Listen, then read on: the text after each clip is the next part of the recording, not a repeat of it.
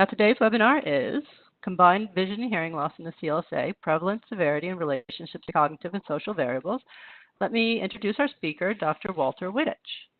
Dr. Wittich is an assistant professor at the School of Optometry at the University of Montreal and a resident researcher at the CRIR Centre de Réadaptation MAB Maquet du CS du Centre-Ouest de l'Île de Montréal, as well as the CIIR Institut Nazareth de Louis Braille du CS de la Montargis Center. Following his master's in psychology, given at Concordia U, and a PhD in visual neuroscience at McGill, he completed a postdoctoral fellowship in audiology at the Centre de Research of the Institut Université de Gériatrie de Montréal. Coming from a background in age-related vision loss, he now conducts research in dual sensory impairment and deaf blindness. His research domains include basic sensory science, as well as medical, psychosocial, and rehabilitation approaches to sensory loss. He recently became a fellow of the American Academy of Optometry and is Quebec's first certified low vision therapist, certified by the Academy for Certification of Vision Rehabilitation and Education Professionals. Thank you very much, Dr. Wittich, for joining us and giving your time to present our information for today's webinar. I'm going to go ahead and give you control over the webinar and invite you to start. Thank you very, very much. Thank you for inviting me to present today on our sensory data in the CLSA and to represent our team. Hello, good morning, good afternoon, depending on which time zone you're in. Let me start out with a mini disclaimer. When my team and I put this presentation together, we likely chewed off a little too much for what we could handle. And so you will see that I will spend the majority of my time today talking about dual sensory loss and prevalence and severity, and as well as the relationship between the vision and hearing variables.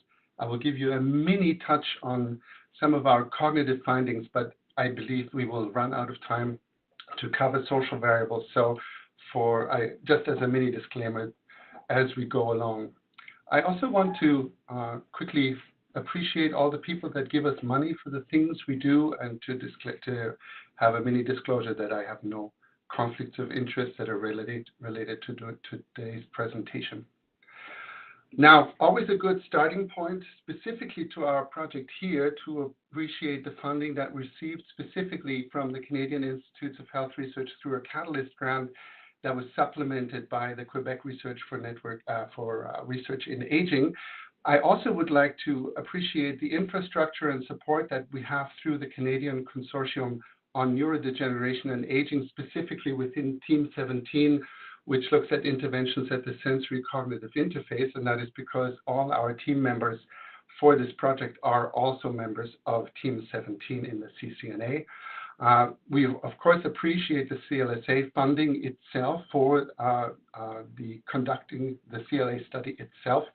And I want to just briefly acknowledge our collaborative data access with the INTERAI and the CAI as well.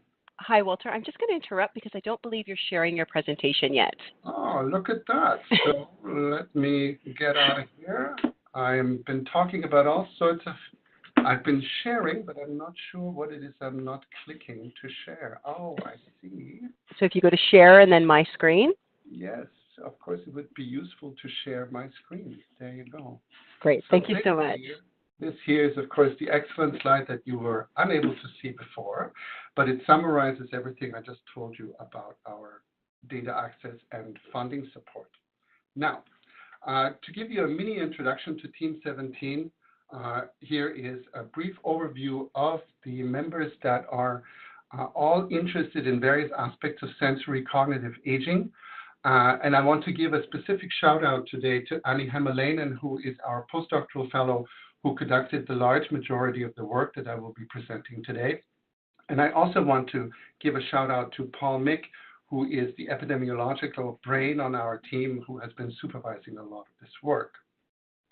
Now, to start out, a mini tip of the hat to the people that are the pioneers in the idea of studying sensory cognitive aging, specifically Lindenberger and Baltes, who've done some of the seminal work that really got us started in this field, who reported the first similarities that they observed in changes across the age range in visual measures, auditory measures, as well as various levels of intellectual functioning, and who were the first to then build models in order to try to understand how senses and cognition hang together, specifically in the context of aging.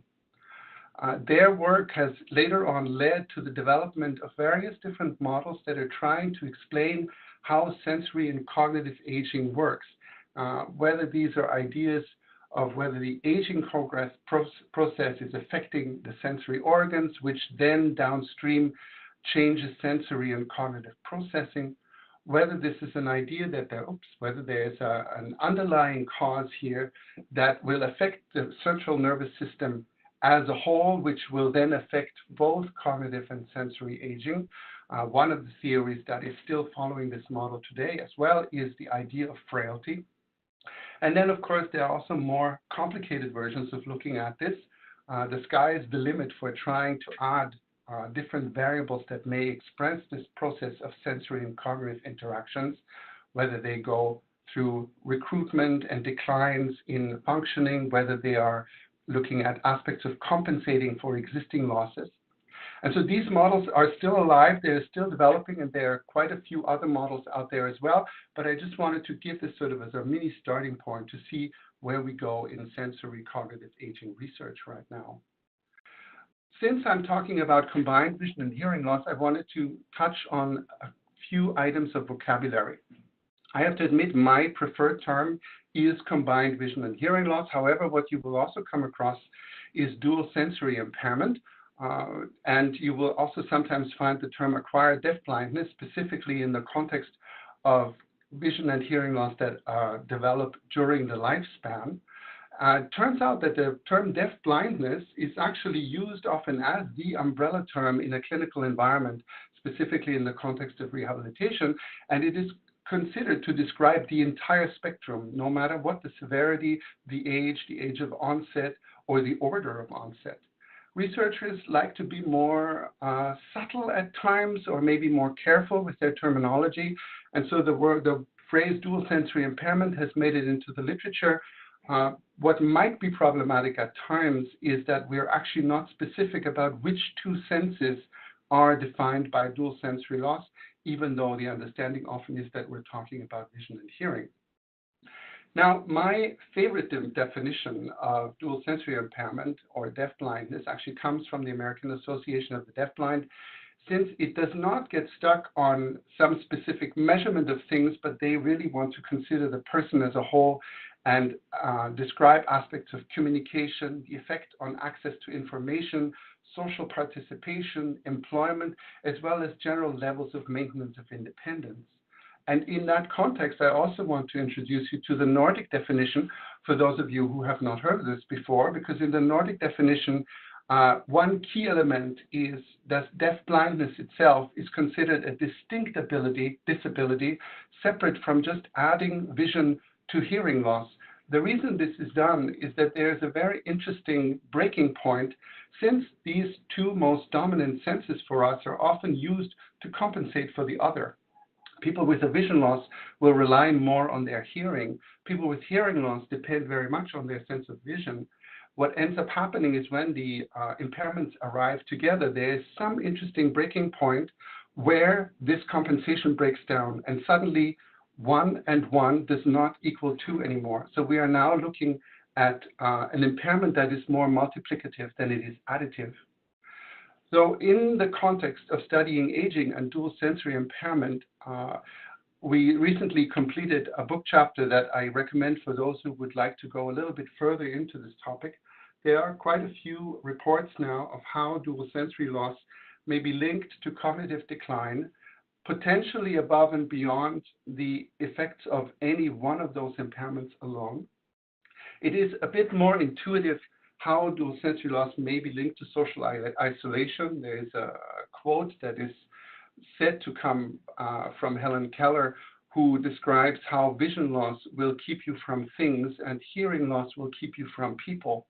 And so this isolation socially that is linked to the combined impairment of vision and hearing is relatively intuitive. From a more clinical perspective, studying aging and dual sensory rehabilitation is interesting because the professionals that work in this field traditionally are trained in their specialty, and so you may have vision impairment or vision health professionals that are not really that up to date with what goes on in hearing loss. On the other side, you will have hearing professionals that are not really all that clear about how to do with the vision impairment components. And so, as an example, there are rehabilitation programs in Quebec where all the professionals in dual sensory rehabilitation receive a certain level of training in the other impairment, whether that is, for example, the existence of an optometrist who knows sign language. So it is this kind of more inclusive training that is required in order to be able to serve this group specifically. From the perspective of policy, I find it very interesting that we have many eligibility criteria for vision impairment, for hearing impairment. They are often treated separately. And there is not really a consideration of the 1 + 1 does not equal 2 at the policy or eligibility level. So this is only work that is now slowly emerging, and there's still much work to be done. I love talking about this topic, so I just made a few dots here. So I've decided to leave it here for now, but I could probably spend just an hour talking about why I think dual sensory impairment is interesting. But for today, I want to head on and give you a mini overview of what we know about prevalence at this point in time. If we look to the World Federation of the Deafblind, dual sensory loss is roughly in about 0.2 to 2% in populations across the globe, and it may depend very much on how developed the country is. The more development, the more healthcare, the less prevalence of dual sensory loss. If we focus in specifically on aging and dual sensory impairment, specifically the question of age-related dual sensory impairment, and if we look at definitions that are based on visual acuity and audiograms, you'll see that across many studies, this averages out to around 5% among older adults.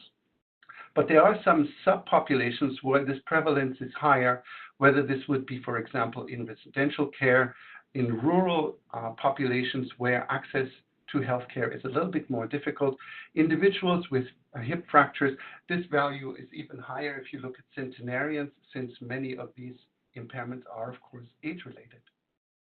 I also wanted to point out some interesting work that has been done by one of our team members, Don Guthrie, that has access to the InterRide data in Ontario. And so here, specifically, what you see in the figures are the proportion or the percentage of people that are affected with a vision impairment, a hearing impairment, or a cognitive impairment in home care in Ontario or in long-term care in Ontario. Now, the overlap of any of these figures shows you the people that, for example, would have vision and hearing loss, that would have hearing loss and cognitive impairment, vision loss and cognitive impairment, or the triple threat by being affected by all three. When we now consider home care and long-term care a little bit on a continuum, meaning health may be declining going from home care to long-term care, an interesting tendency we see is that the number of people with just sensory loss, meaning vision, hearing, or dual, is actually declining when we look into long-term care. That is because there's an interesting and important increase of those sensory impairments as they are linked to cognitive impairment. So the double or triple threat that includes cognitive impairment seems to be going up quite a bit as health declines and people require long-term care. It does matter whether or not somebody is affected by combined vision and hearing loss, specifically in the context of mortality. This is some work out of Iceland that has shown this link. I found it interesting also that this was very recently, just 2 months ago, considered in the context of vision impairment as well. However, what is fascinating is that this does not always easily replicate.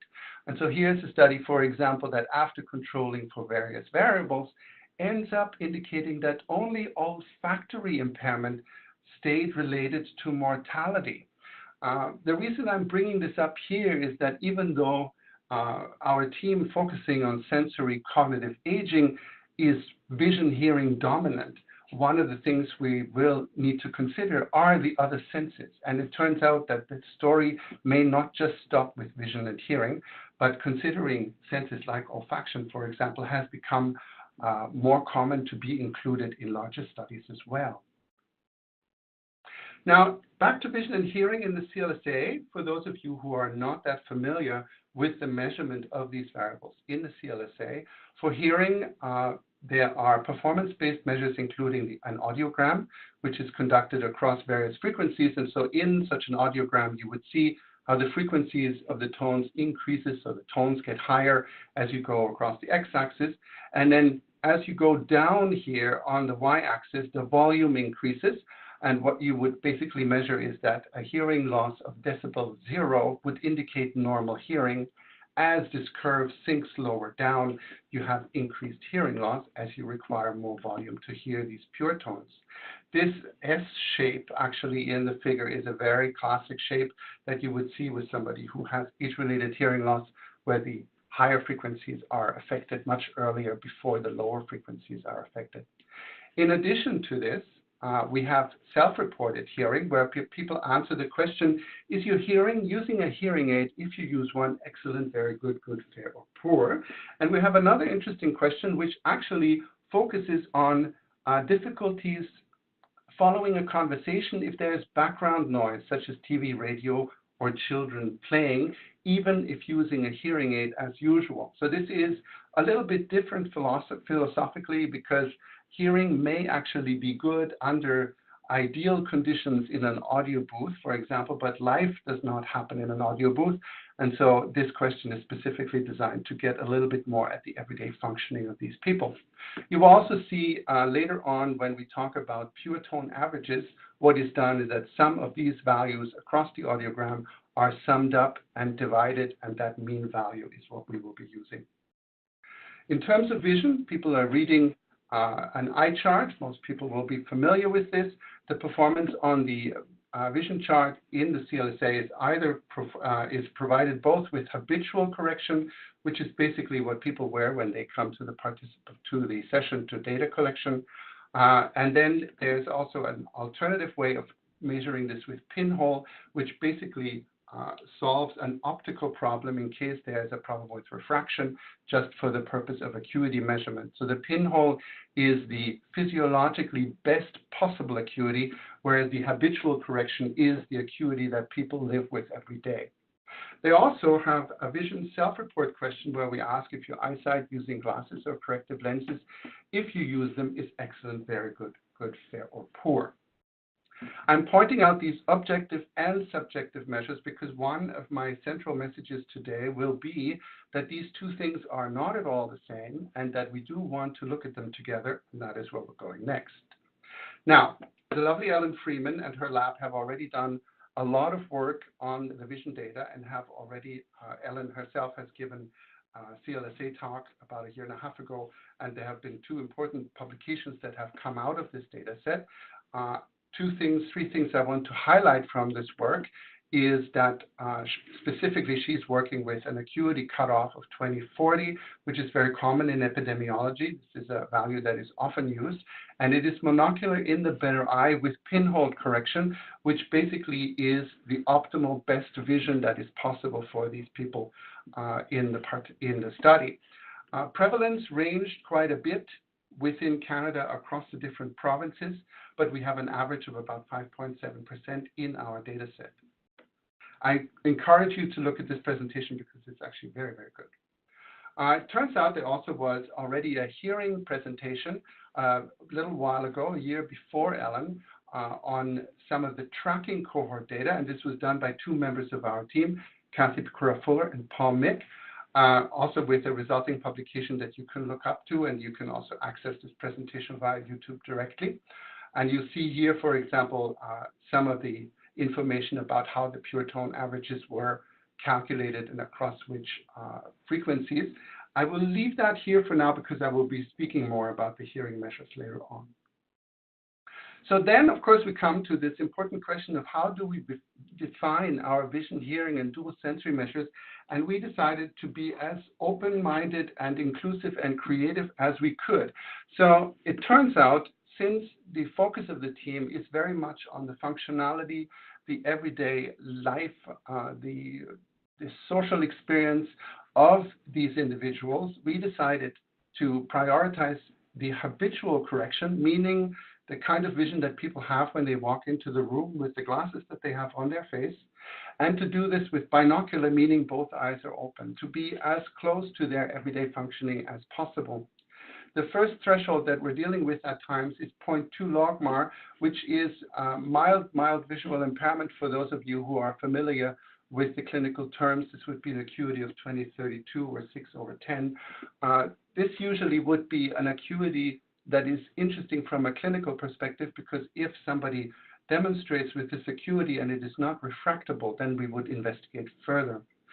The second threshold we use is 0.3, which is very common in epidemiology, also used by Ellen Freeman earlier on. And then we used 0.48, which is very interesting in terms of the local impact, because not only is it the definition of the World Health Organization for moderate vision impairment, but it's also the eligibility criteria, for example, in Quebec for vision rehabilitation services. For hearing impairment now, we're looking at unaided audiograms, where we're looking at these decibel hearing loss values, the average across 4 of these frequencies, whereby values between 25 and 40 would be considered mild, 40 to 60 moderate, and then above 60 we would call them severe, and this is also based on the World Health Organization. And so now we can come up with various ways of combining these vision and hearing thresholds. And what I need to point out is that the one that I, of course, being an impairment researcher, would have found the most interesting are the combination of the most serious levels of impairment. But it turns out in the CLSA data, only 89 people fell into this category. And so we were extremely limited with the kind of analyses that we could do. However, we decided to include this in our descriptives anyway, since we have plans over the long term to see who ends up in this more severe category and why. All right. For those of you who are new to the CLSA data, we're specifically dealing with the comprehensive cohort in this analysis. So it's around 30,000 people across the country that are between the ages of 45 and 85. They all came into one of the 11 data collection sites in order to have the vision and hearing measures administered. So this is not data that comes through the telephone. And because we require people that have both these performance or behavior-based measures like acuity and audiogram, as well as the self-report measures for both vision and hearing, our total sample size for our analysis today was 29,002 participants, which is 96.4% of the data. So what I will show you today are the different distributions of these, the prevalence of these impairments, and then look at the objective or these behavioral versus subjective measures, how they hang together in vision, hearing, and dual sensory loss. I hope by then I will have convinced you that you need to use both in order to get a better idea of what these people are experiencing. And then at the end, I will make a quick link to some of our cognitive analyses to give you sort of a taste for the next presentation that will hopefully be proposed by our team members as well. So a little while ago, at the very beginning, we just decided to make sort of a scatter plot. As you look across the x-axis here, the pure tone averages get higher, meaning hearing impairment gets worse as you go across to the right. Same for vision, it gets worse as you go across on the y-axis. And so you can already tell from the distribution of the data that the large majority of the participants in the CLSA actually have very good hearing and vision. These are all thresholds for very mild impairment. So in the aid, the proportion of people that would have moderate or severe loss in both senses is extremely small. So like I said earlier, this limits a little bit of what we can do in terms of the analyses.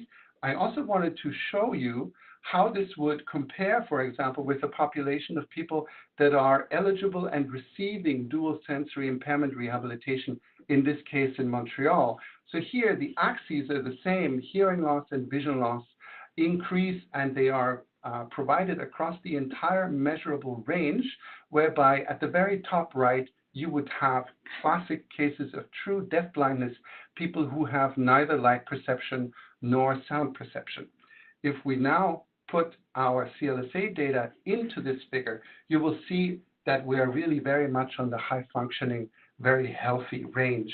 And there are very few people that actually would even be eligible or fall into the rehabilitation range. But I will come back to this slide a little bit later because this is more important in the context of how we want to treat the data as we get additional waves over time.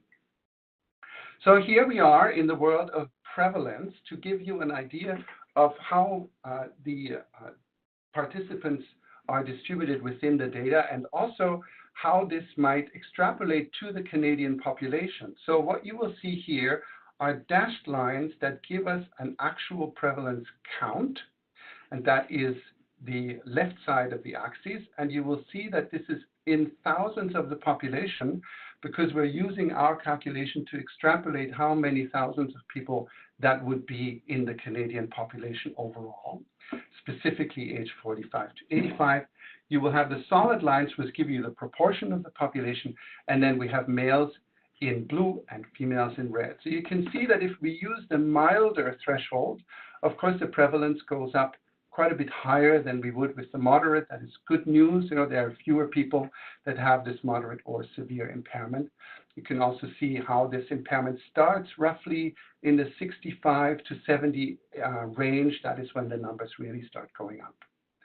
If we now plot the data for vision, you will see that the pattern is relatively similar. Again, we have our milder threshold up here, our more moderate to severe threshold a little bit lower. And again, the increase starts going up really more after the age of 65, 70, where we see these numbers increase. Now, these are people that only have a vision or only have a hearing impairment according to our objective measures of acuity and audiogram.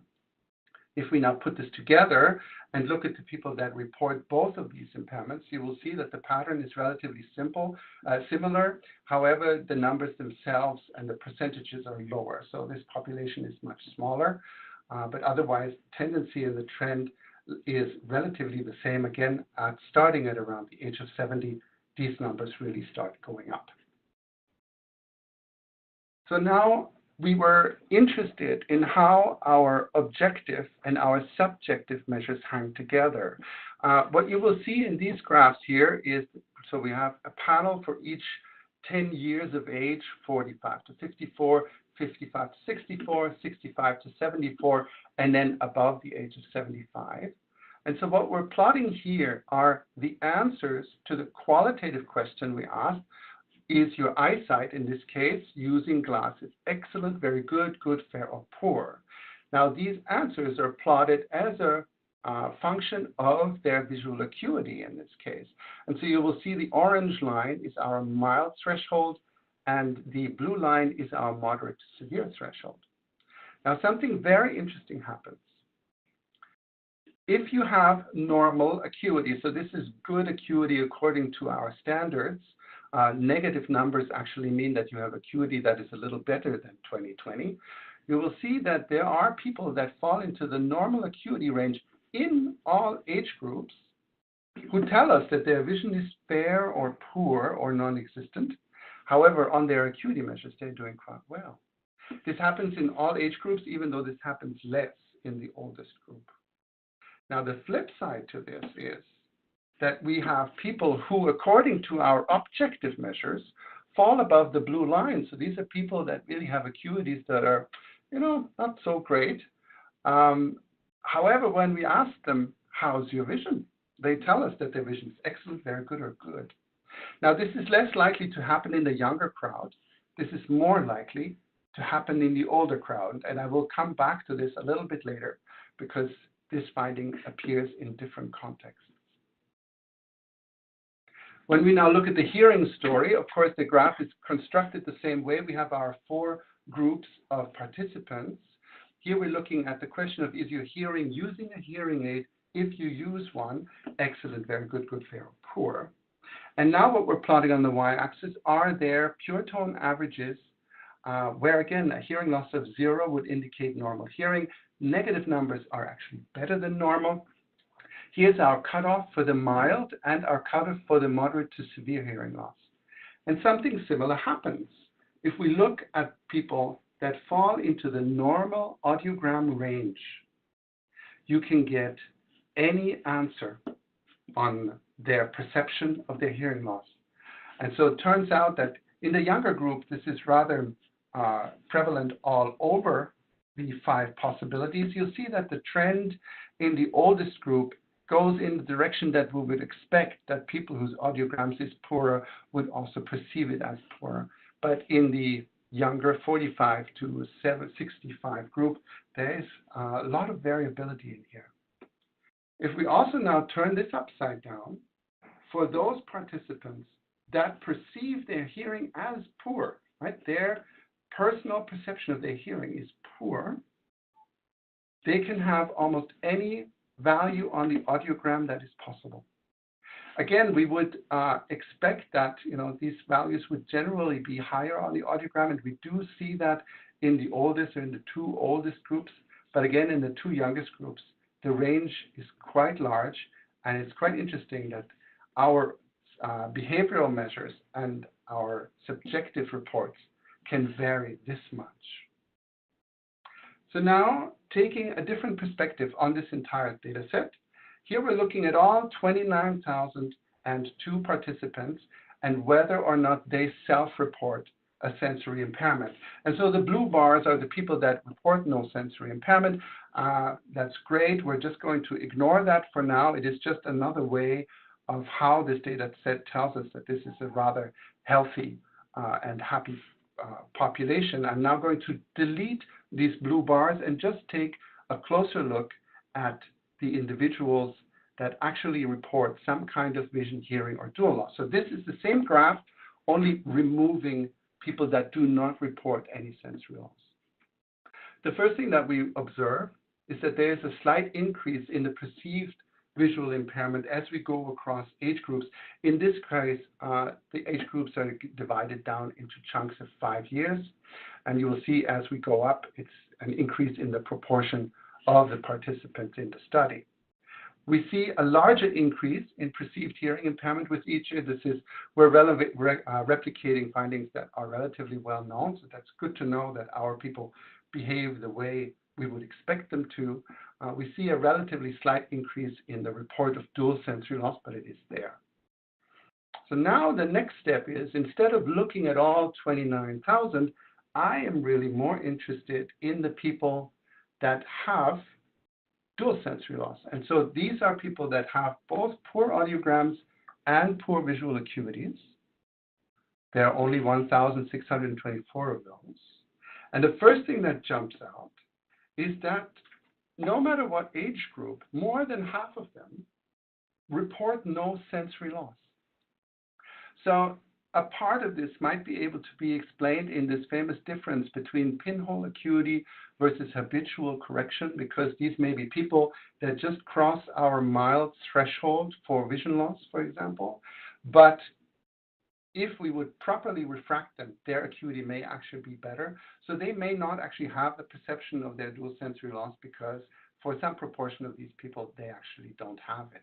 But it is quite large, this difference between the people that perceive this and the people that don't. The next thing that we were thinking is, well, it could also be that these people are not reporting their sensory loss because they have successfully adapted to it. That is possible. Specifically, here is the limitation that hearing impairment is measured on an audiogram without wearing the hearing aid. However, the questions that we ask are with their hearing aid. And so they may actually not experience a self-reported impairment simply because the hearing aid or whatever other strategies they may employ actually corrects the problems that they have. It could be that some of them are in denial. The psychologist in me says, that's worthwhile investigating. But there's also some interesting things that we can find in the literature to explain this. Some of this may have to do with response shift, whereby older adults have been known to do downward comparisons in terms of their health to those who are worse off. And so even though they may experience part of their impairment, they may also experience that it is not as bad as insert somebody who is worse off. And so they perceive themselves as high functioning compared to those where it's worse. This is also similar in the context of disability paradox, for example, where people that from the outside would be perceived as having very low quality of life themselves actually perceive that they have quite high quality of life because they also will engage in downward comparison.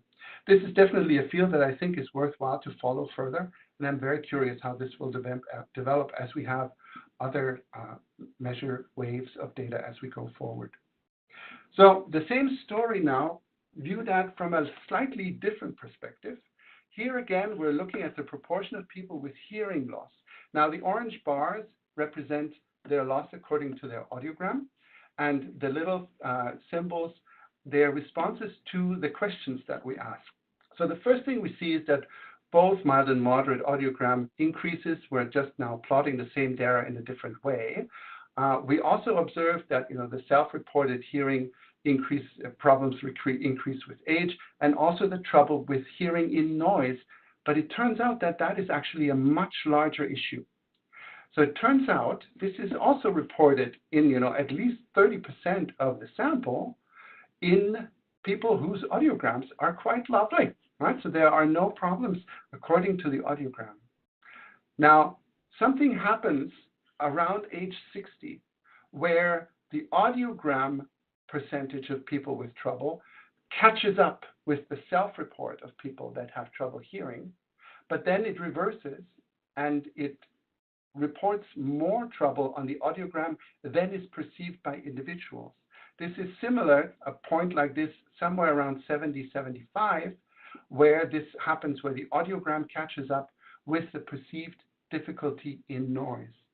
What this really then means is, could it be that somewhere here, the audiogram is overestimating the self-perceived quality of the hearing and overestimating the trouble perceived in noise, whereas before that, it is underestimating these things.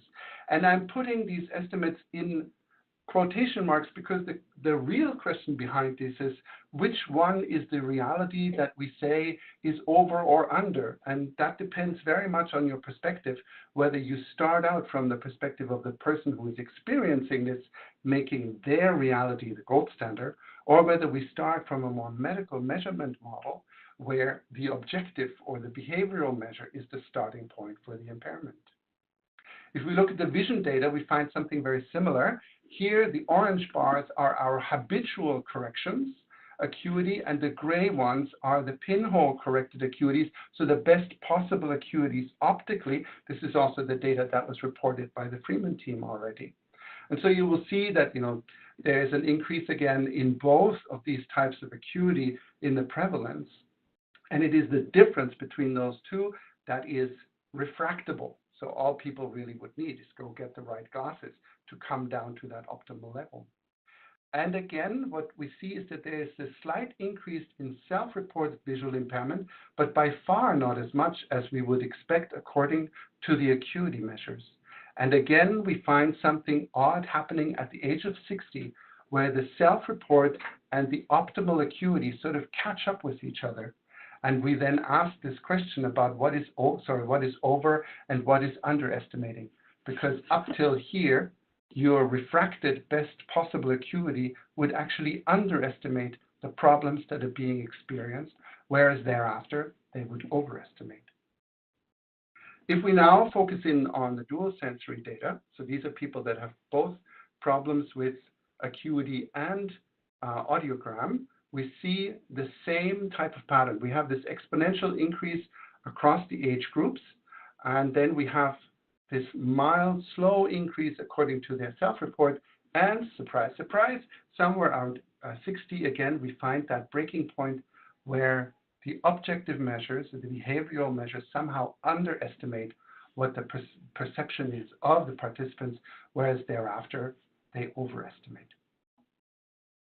So now I hope I have kind of convinced you that neither one of these measures alone is telling the entire story. And so I want to give you just a mini preview into some of the cognitive work that we've been conducting. Specifically, our team members have been working using a principal component analysis for the cognition measures. The first one of these principal components focuses on executive function. The tests that are included in this measure are animal fluency, where people have to report a number of different animals within 60 seconds. The controlled oral word association test, where you give a specific letter and ask people to list words that start with this letter, as well as a mental alternation test, where people are just asked to alternate numerical and alpha letters, meaning 1A, 2B, 3C, and so on through the entire alphabet. And finally, there's a Stroop test that is included, where people are asked to report the color of the ink of the text, not the color itself that is written. So in this case, people would be asked to report yellow, even though the word says green.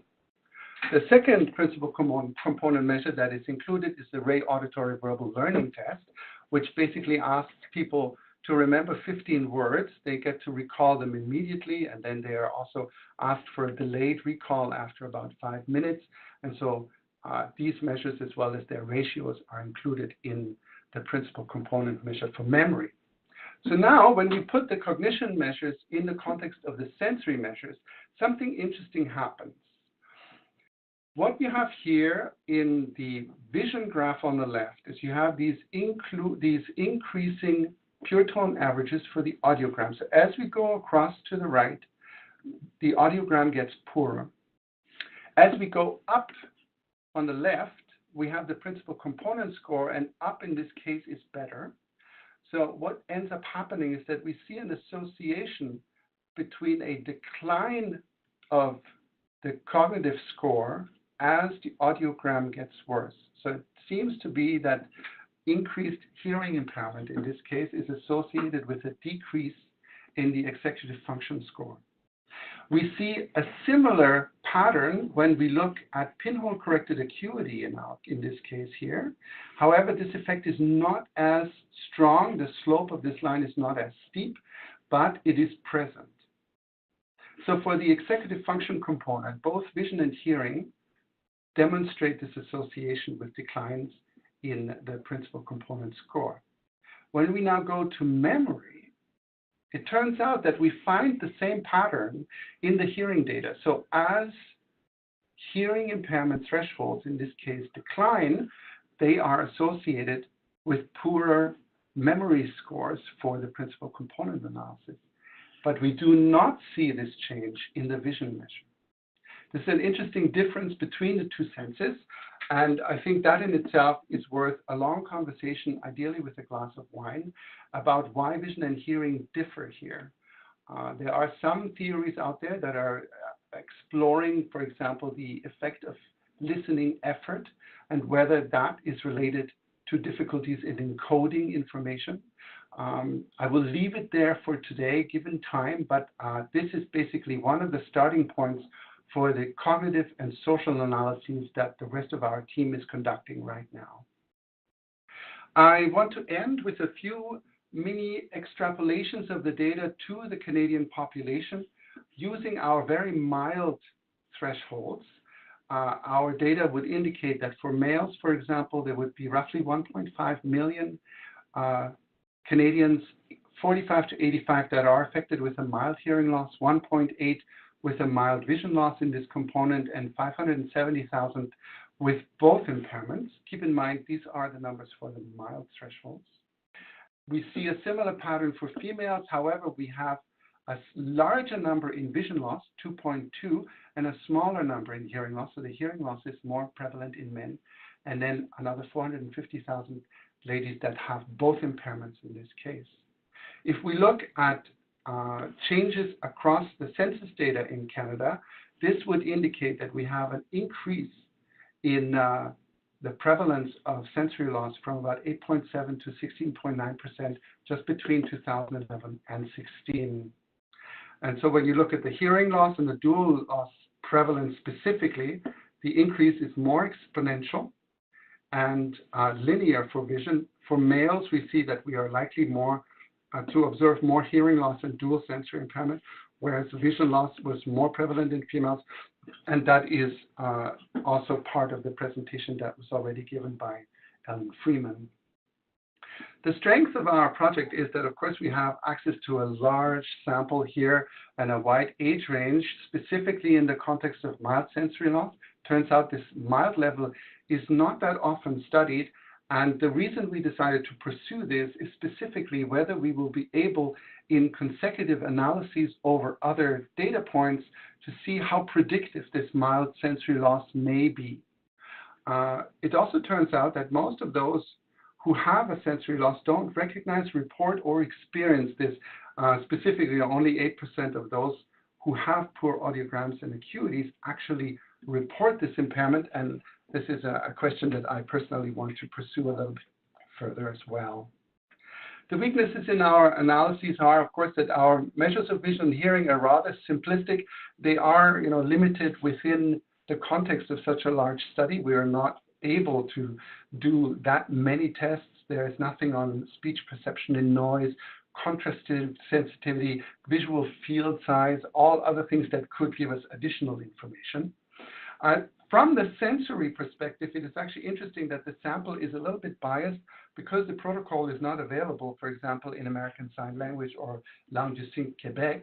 So people with a hearing loss who are culturally deaf are not included in the sample. Another weakness, a strength and a weakness, is this very mild impairment at baseline. People are very healthy, which is for them excellent, but that does not make them fully representative of our current population. Now, here are the two manuscripts listed that we currently have in the mill that contain most of the content that I showed you today. We're also working on some specific analyses that go after the age effects in these data. And of course, now to point you towards the cognitive and social piece of the study, there are a few manuscripts in the making that specifically focus on sensory cognitive and sensory cognitive social factors that I'm convinced will be part of another presentation at some point in the future. I want to give a quick sales pitch for some of the work of our postdoc, Andrea Urqueta Alfaro, who is working with the InterRide data and is trying to link some of the patterns that we observe in the CLSA with the InterRide as well. So now the next steps, we like it when life is complicated, so we've started exploring some questions about multimorbidity. The number of studies that clearly identify vision and hearing impairment in multimorbidity models is still relatively small. And so here, Paul Mick has already started doing some analyses about the prevalence of vision loss, hearing loss, and problems with balance in the data set as well. So there's more to come. I spoke earlier about, given that most people have relatively good senses, I'm very interested how over the coming data sets, these people may move further up in our dual sensory space here, and which kind of variables might be predictive of this, and also how these sensory variables may predict changes in cognitive decline, social participation, loneliness, and the world is your oyster. We can go further with this as we want. Now, there's a bit of an open invitation for those of you who would like to include the vision and hearing measures in your study. Feel free to find any and all of us, because we are quite in the spirit of collaborating with anybody who would like to. And I thank a long list of numbers of people that have contributed to this work. I only get to be the spokesperson today, but the real work is done by many, many others. And that is my presentation for today. All right, now let me see how I can move myself back to the team. I think you should leave your slides up in case we want to talk through them for the question and answer session. So thank you very much for that excellent presentation, Dr. Wittich. I thought it was really fabulous. I really, really enjoyed that. I'd like to open it up for questions now. Just a reminder, muting remains on, but enter your questions into the Q&A area in the bottom right-hand corner of the WebEx window. Please go ahead and type in your questions, and I will read them out and talk them through.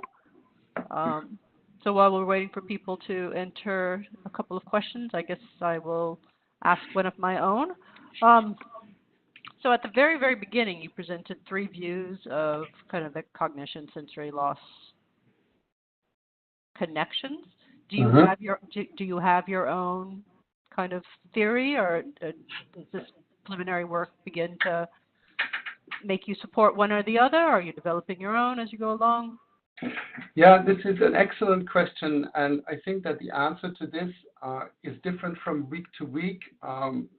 I am generally a believer that things are not as simple necessary as we would like them to be. I find the common cause theory very interesting because, especially in vision, it's very interesting that we see anatomical changes in the retina that have been correlated to various changes in cognition, and that is fascinating from the perspective that the retina is really an observable component of the central nervous system. So if this common cause view indeed carries, then this would support this idea that the retina would change together with cognition. That is as far as I'm going to commit today, but I think that it's likely all of the above and likely a complicated picture. Certainly.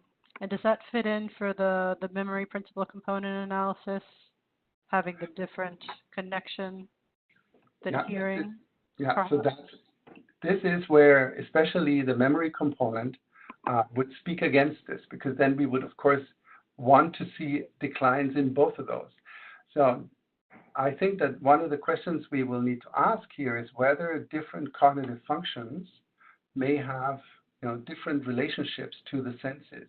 This is where I like this idea of, for example, the energy that is allocated, the effort that is engaged in listening to something with a hearing impairment, the amount of energy that is required to this then is taken away from the ability to encode this information. We don't have much data yet to see whether this also is the case in vision. We're trying to do something like this right now. That's fascinating. It's really fabulous. So we do have a question.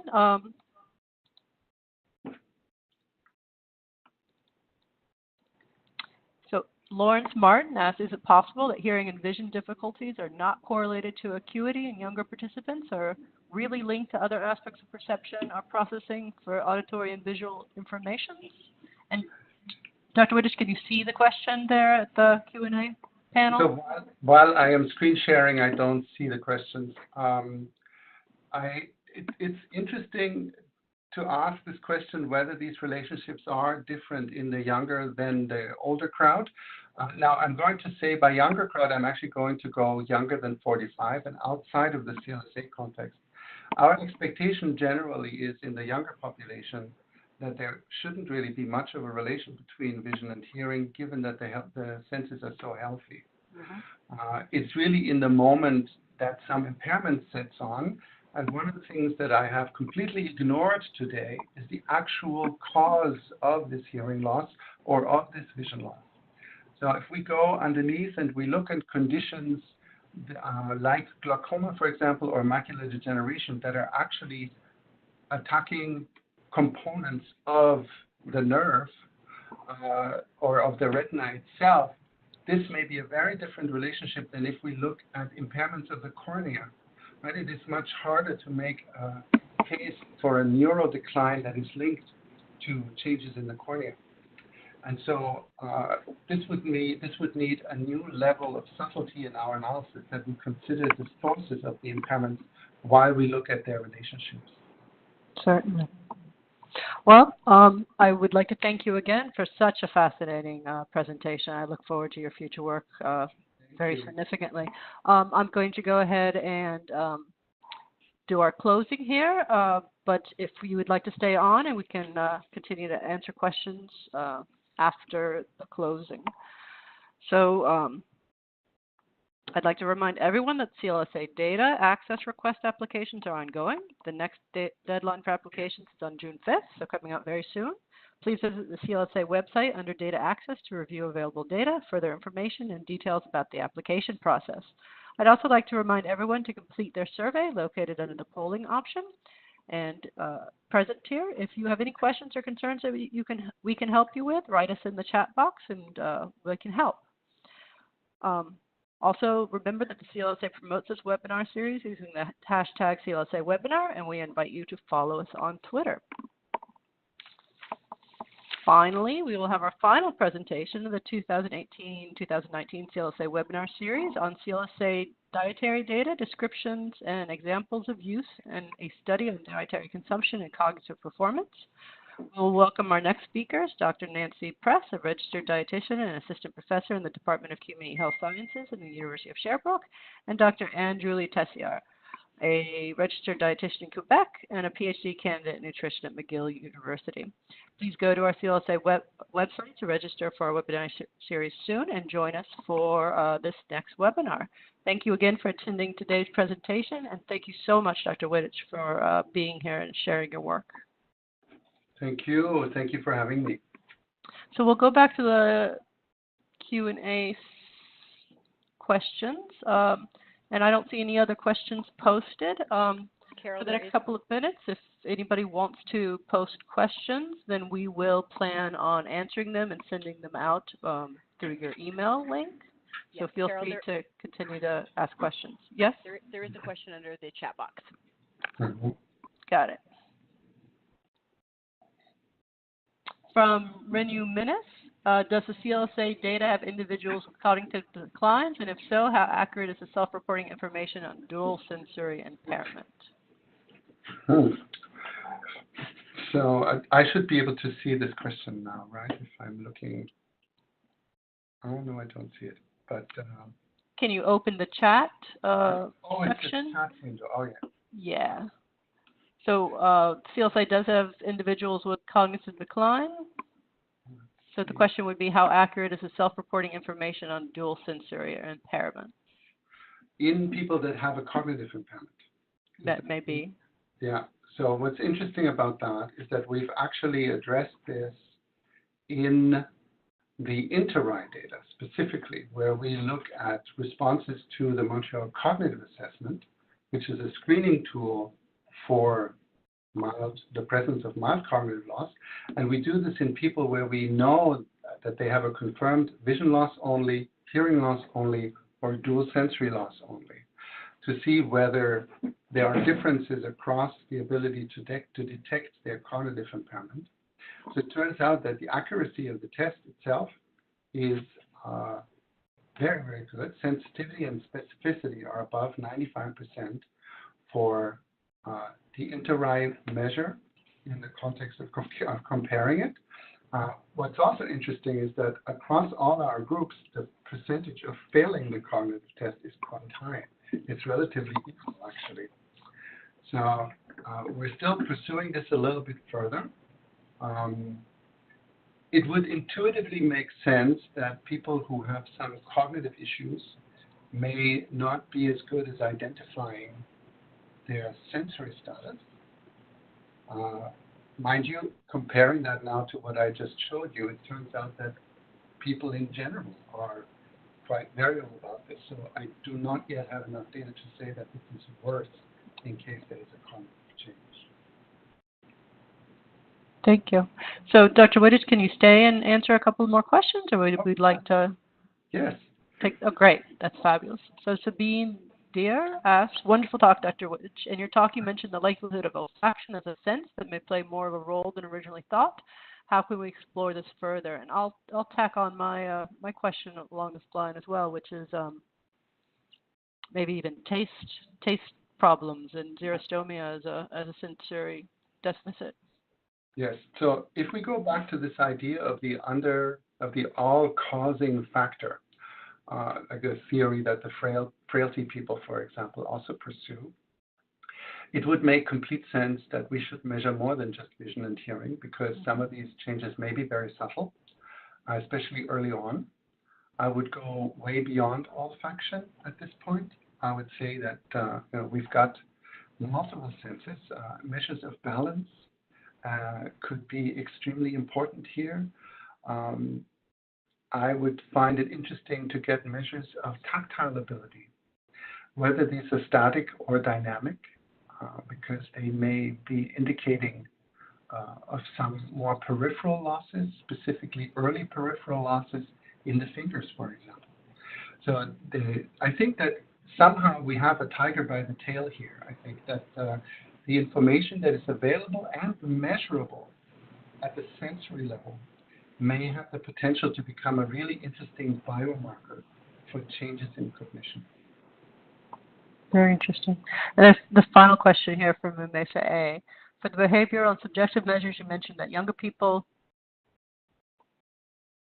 perceive difficulties hearing that are not captured by audiogram. Are there sex differences or just age differences? So I think your final slides kind of reviewed that, but if you could go over it again.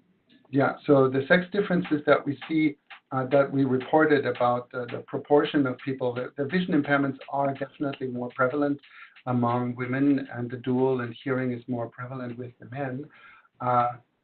These are, we're replicating Ellen Freeman's work, and we're replicating other people's work as well here. I've lost my train of thought now. Where was this?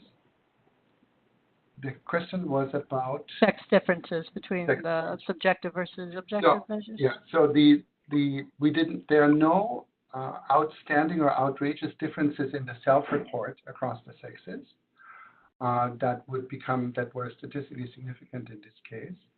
I think that we generally underestimate the level of impairment that people experience in noise. You don't need to have a sensory impairment for noise to be an important factor. Anybody who's had dinner in a restaurant that is too noisy will be able to report on that. So we did not find sex differences at that level. And then I will I'll ask this very last question, and then we'll say goodbye.